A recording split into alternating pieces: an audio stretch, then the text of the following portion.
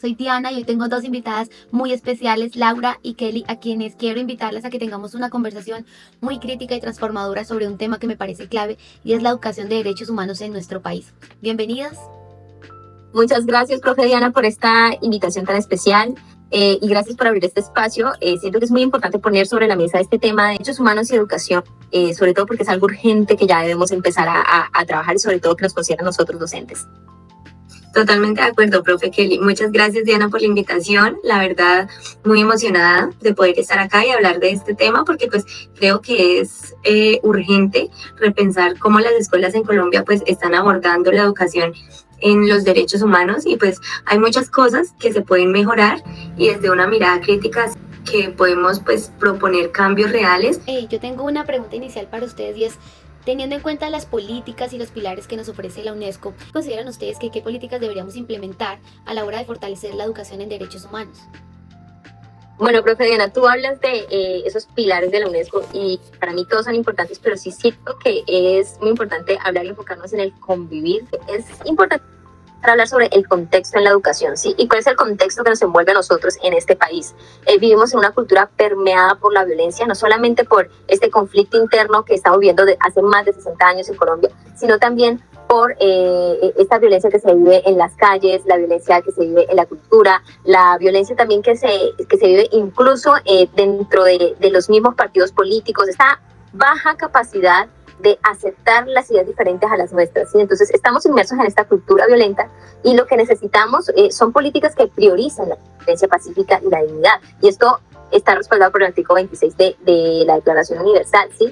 E incluso voy a mencionarte dos autores que creo que voy a estar mencionando en todo este podcast, Valencia y Aravena, porque ellos nos hablan de la conexión que debería existir entre los derechos humanos y la educación, y precisamente critican esa descontextualización que hay en la educación en derechos humanos, esa desconexión completamente del análisis crítico en la educación. Totalmente de acuerdo, profe. Otra clave a sumar es el aprender ser, porque pues al final las políticas públicas deberían formar personas más autónomas, más críticas, pues como lo plantea Pinilla cuando se habla de los derechos humanos y las pedagogías críticas. Pero pues para que esto realmente pase, lo que se necesita es una formación docente que vaya un poquito más allá de repetir teorías, una que pues realmente nos invite a cuestionar el sistema, porque si no pues la educación en derechos humanos se queda en algo asistencialista, como bien pues advierte Valencia y Aravena, y pues esto en lugar de empoderar termina pues reproduciendo lo mismo de siempre. Totalmente de acuerdo, y yo creo que las dos apuntan a un grave problema y es el cómo estamos diseñando nuestras políticas educativas, ¿no? Y que como educadoras somos conscientes de y nos damos cuenta de que están totalmente descontextualizadas, como bien lo mencionaban. Y justamente en esa cercanía que tenemos con la educación, pues también me gustaría escucharlas a ustedes, saber cuál consideran que es la conexión que hay entre la educación y los derechos humanos.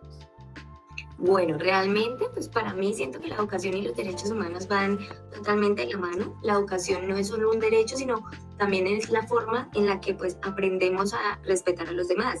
En el artículo 26 nos dice muy claro que debe promover los derechos y pues la paz. Pinilla lo explicaba también cuando decía que los derechos se viven a lo cotidiano en el día a día y no solo están en las normas.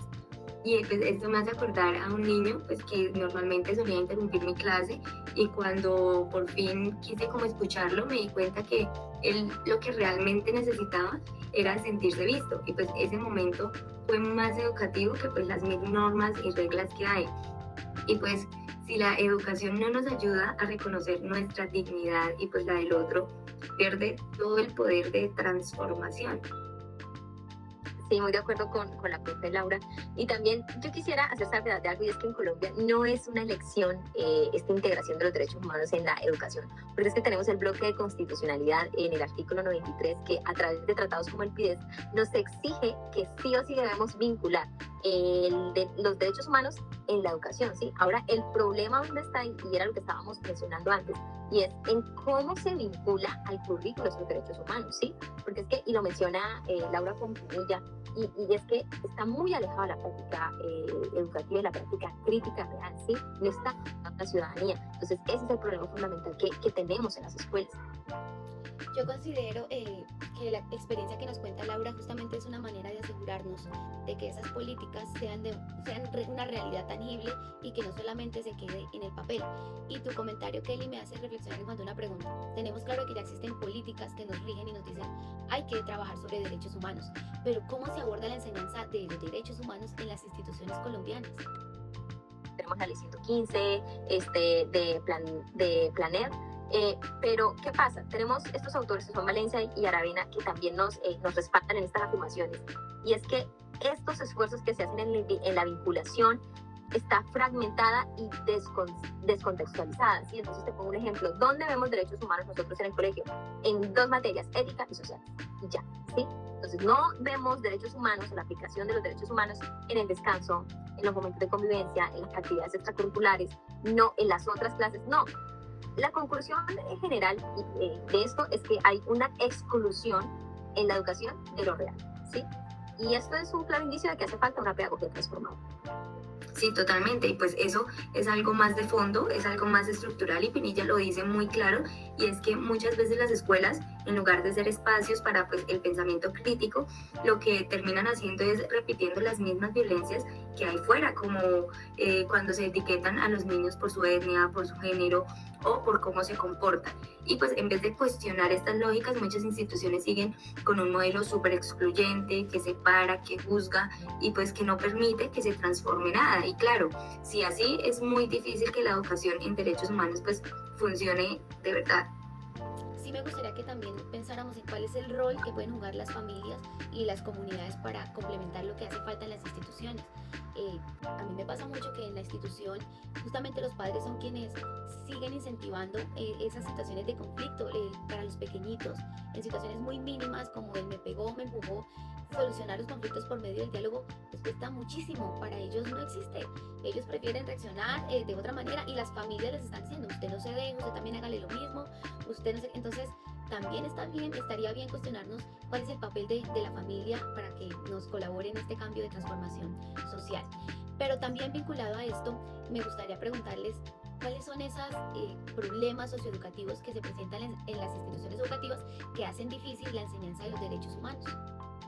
Bueno, pero antes como de responderte esa pregunta, quisiera comentar algo que es muy curioso y me parece muy chévere en la institución en donde trabajo, y es que allá a los niños desde muy pequeños se les inculca o se les recalca el hecho de que ellos mismos deben empezar a solucionar sus pequeños problemas con una estrategia que se llama Kelso's Choice. Entonces ellos poco a poco empiezan a pensar críticamente cómo solucionar, y eso les va a servir para la vida.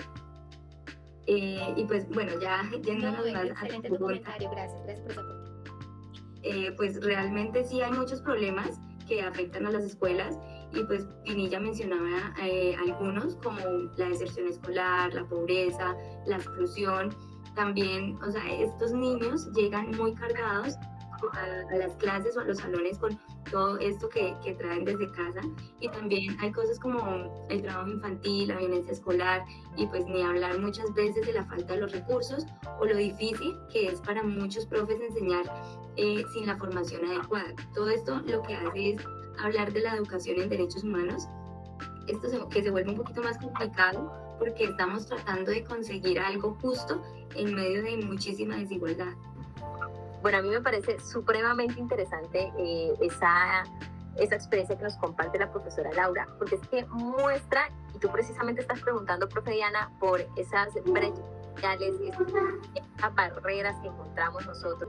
La profe Laura trabaja en un colegio privado, y yo te estoy hablando desde la perspectiva de un colegio público, y ahí podemos encontrar esa brecha grande entre lo privado y lo público, y entre las clases sociales. Y lo menciona Pinilla, la ley del mínimo esfuerzo en estas generaciones, ¿sí? Entonces, además de eso, tenemos una generación de cristal. Esta ley del mínimo esfuerzo afecta completamente la capacidad de pensar críticamente, ¿sí? Entonces, el contexto de violencia permea los estudiantes, y es lo que tú contabas de que son estudiantes que tienen muy poca autorregulación, porque realmente lo que hacen es responder con sus pasiones de una manera visceral, precisamente porque se limitan a no pensar críticamente, sino a dejarse llevar, ¿sí? Y eso tiene que ver mucho con este contexto que no puede ser transformado si no lo pensamos críticamente.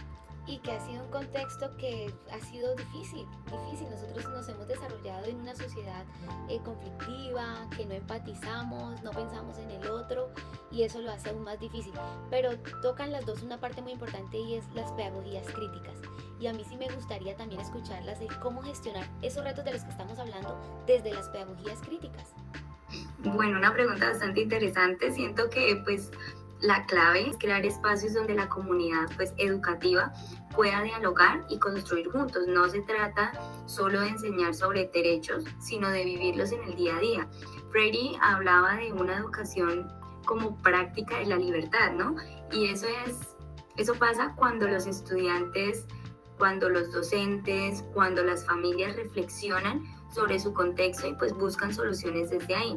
Estos espacios no solamente fortalecen el sentido de la comunidad, sino que siento que también ayudan a que todos se sientan parte de un mismo camino, de un mismo cambio también. La educación, pues así dejaría de ser algo más impuesto y se empezaría a convertir en una experiencia más compartida y más transformadora. Bueno, y adicional a eso, yo siento que aquí hay un reto importantísimo y grandísimo y es para los docentes porque se necesita una formación docente contextualizada, bajar los derechos humanos, ¿sí? Pero además de eso, y tampoco podemos dejarle toda esa carga al docente, y se necesitan de políticas integrales, y era relacionado con lo que estábamos hablando también antes, y es que se necesitan más recursos, apoyo a las familias, escuelas dignas para enfrentar la deserción y la pobreza, porque sabemos desde el marxismo, si hay hambre, si hay violencia, difícilmente podemos abrirnos a pensar, a estudiar, y sobre todo a un pensamiento crítico, estando en esas situaciones que vulneran la dignidad humana. Bueno, no, a mí me encanta y comparto la visión que ustedes tienen, combinar ese pensamiento crítico con acciones concretas y pueden ser pequeñas acciones, la mediación, inclusión, el rechazo a la violencia, pero que son acciones esenciales para que la educación en derechos humanos sea un motor de cambio social y no solo se quede en la teoría. Me gustaría que finalizáramos este espacio con una pequeña frase de con qué nos quedamos de toda esta conversación que hemos tenido. Bueno, yo resaltaría algo muy puntual y es que la educación en derechos humanos debe ser contextual y práctica. Y sí, yo quisiera traer a colación una frase de Pinilla y es que desde las pedagogías críticas sí es posible transformar, no solo enseñar. Bueno, hemos hablado de retos, pero también de oportunidades. Creo firmemente que cada uno de nosotros puede ser un agente de cambio desde donde estemos y esa es la invitación a ustedes y a nuestros oyentes para que se repiensen también esa manera de, desde esas pequeñas acciones, cómo estamos colaborando y aportando al respeto de los derechos humanos. De verdad, muchas gracias por aceptar la invitación a este espacio. No, Gracias a ti por la invitación. Listo, yo soy Diana y aquí estuvimos en Voces por los Derechos.